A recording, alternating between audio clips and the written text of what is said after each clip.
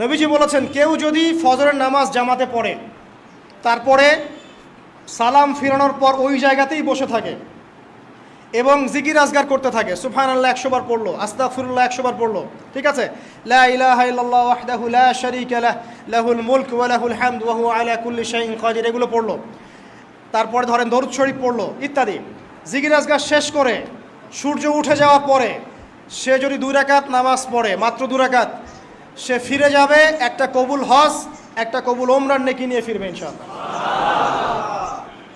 আরেকটা নামাজ আছে, যদি পসিবল হয় পড়তে পারেন, 8টা থেকে 10টার মধ্যে পড়ে ফেললে ভালো, এরপরে সূর্য উঠে যায়, সূর্য গরম হয়ে যায়। সেটা হলো আপনার এই চাশতের নামাজ, যেটাকে আমরা বলি সলাতুদ দুহা, চাশতের নামাজ। আমরা অনেকে রিজিকের সমস্যায় ভুগি না, দারিদ্রতা, রিজিকের সমস্যা, আমাদের অভাব, এই সমস্যা আছে না? চাশতের নামাজ যে ব্যক্তি নিয়মিত পড়বে তাকে 2টা ফজিলত দেওয়া হয়। কয়টা ফজিলত?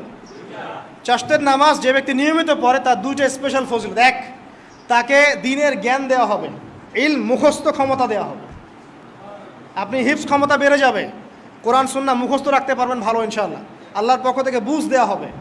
আরেকটা হচ্ছে আপনার দারিদ্রতা আল্লাহ পাক দূর করে দেবেন।